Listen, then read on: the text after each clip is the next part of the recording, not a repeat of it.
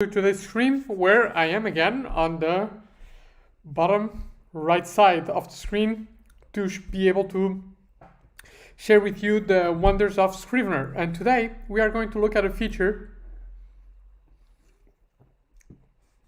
Sorry, just having a nice drink over here. We're just going to look at a feature that I've actually never talked before, and that is amazingly useful, very versatile, and super helpful when you're writing an academic paper.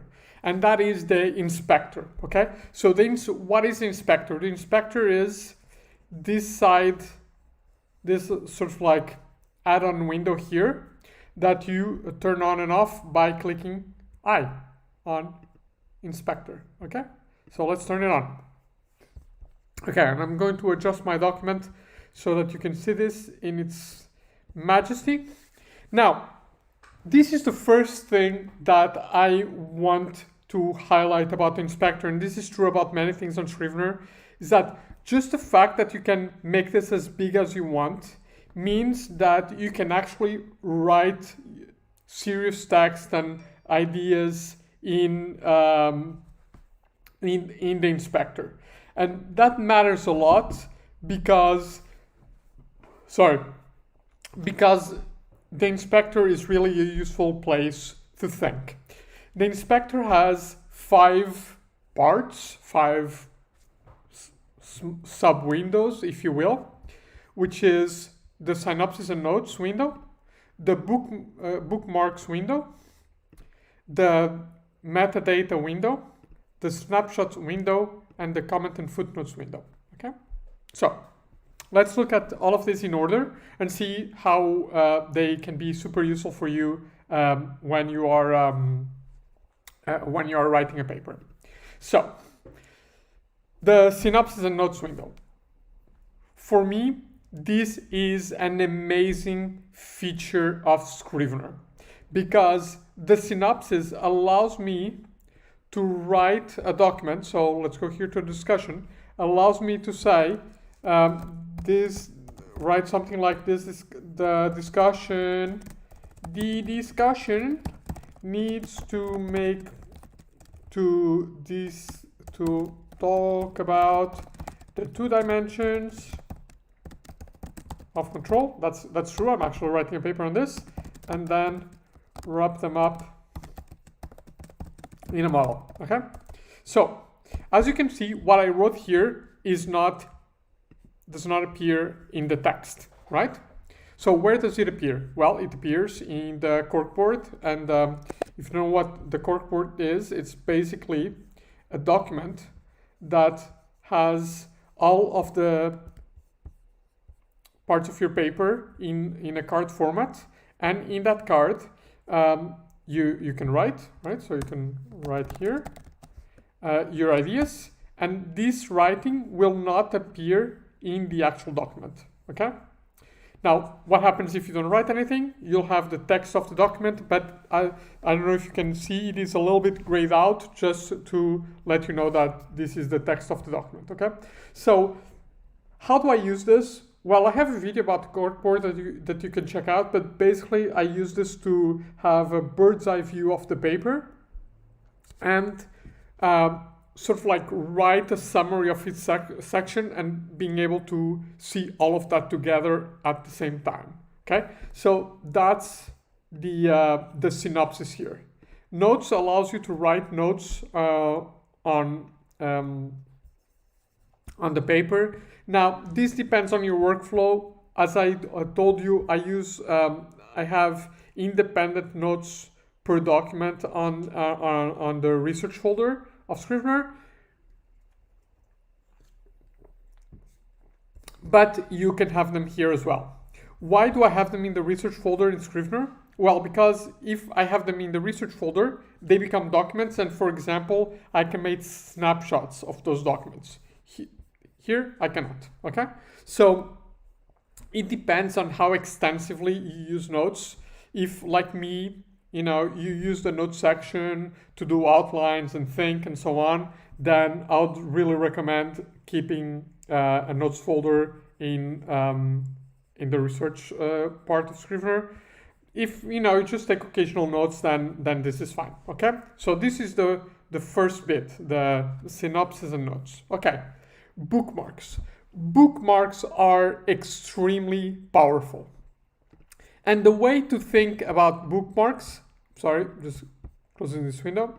The way to think about bookmarks is that bookmarks is the research folder for a specific document, and typically it is a temporary research folder. So it's a place where you have materials that you want to have quickly available when you're writing a document, when you're writing a part of your article, but then you may either delete later, or you really want to make sure that these are always linked with the specific document, rather than, for example, here having papers that are for the whole article that I'm writing. You can have some papers and documents that are just relevant to a section of the paper, and this is so powerful that it can be everything. Okay, so the first thing that it can be is internal documents from Scrivener. So I'm rewriting the discussion, so what I could do is I could go here and bookmark the discussion of the previous version of the paper. So I just drag it here. There you go. And look how this is like how amazing it is, right? So this gives me a preview of the discussion. So I don't even need to click here to go to the document. Just as allows me to see the document in its entirety. And this is really, really powerful. It takes all kinds of data. So I can pick up a Word document and it will be here. And you see I have a preview of the Word document. I don't even need to open it. Images, okay. PowerPoint presentations. Okay, here's a PowerPoint presentation, right? And notice these are external files. So this is a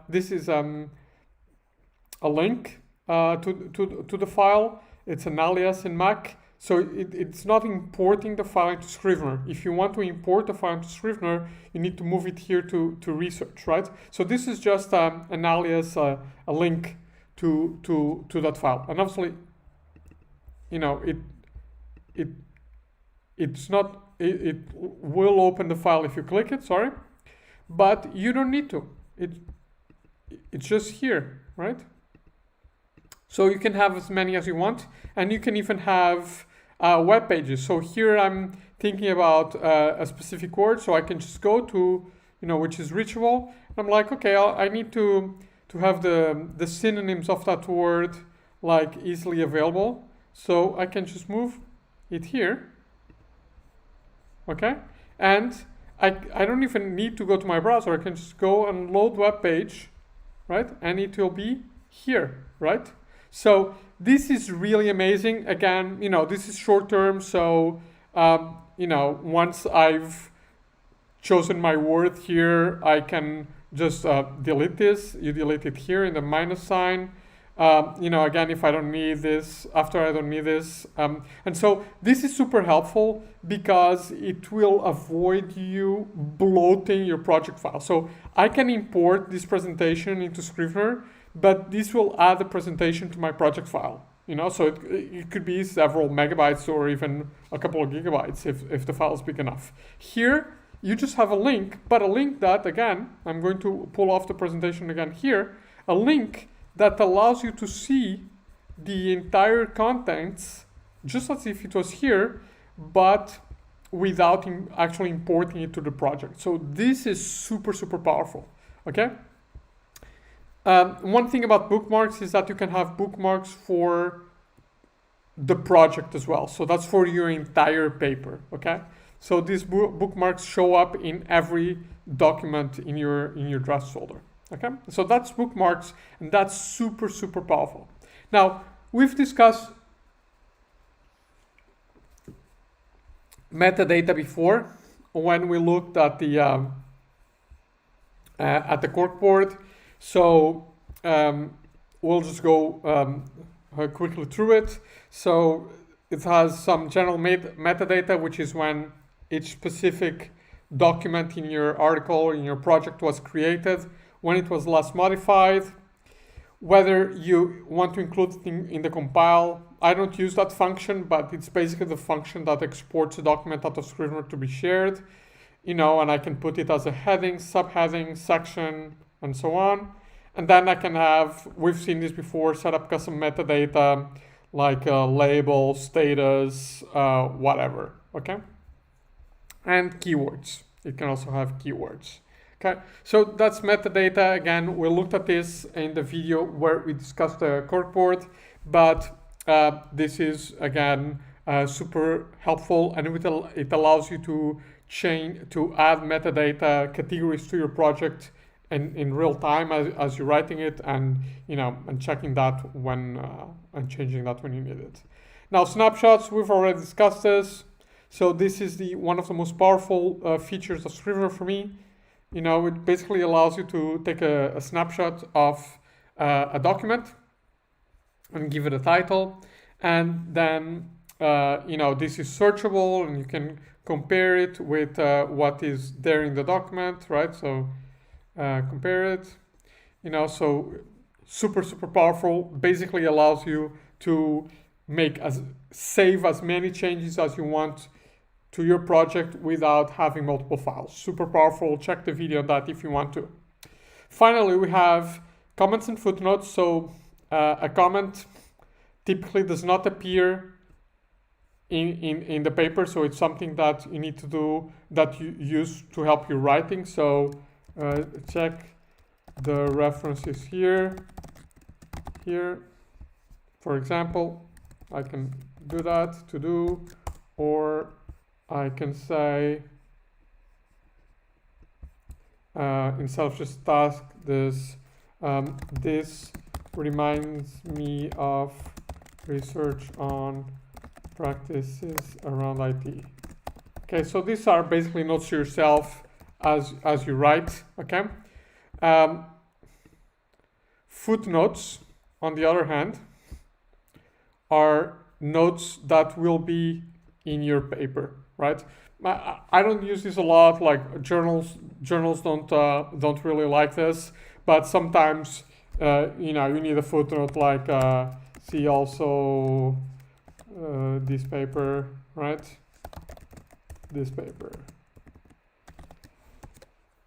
And in some disciplines like sociology and philosophy, people use footnotes more than in management. So I actually don't use this a lot, but in writing books could also be helpful. So footnotes are included in your document, and then you can specify whether they're included at the bottom of the page of the document or at the end as endnotes. But that's what footnotes are. So notes are notes to yourself, don't show up in the final document. Footnotes are notes that you want the readers to see, and they will show up on the final document. Okay, so those are the 5 parts of the inspector. I find it super powerful. My favorite, obviously, is the snapshot. This is like a super powerful feature of Scrivener. But I have to tell you, like, the bookmarks, the fact that you can have links to websites, documents, and so on, and you can see the links inside Scrivener. You're not opening another app. You see them here. That's really amazing, super helpful when writing. Okay, so I hope you enjoyed this quick tour of the inspector. If there's something about Scrivener that you want to have a deep dive in, I'm happy to oblige. Let me know in the comments. Other than that, if you can take a minute to hit the subscribe button, or even just a quick like on the video, that's very much appreciated. Again, this channel is not monetized, so I survive on brownie points from everybody watching. So thanks again for watching, and good luck in your writing.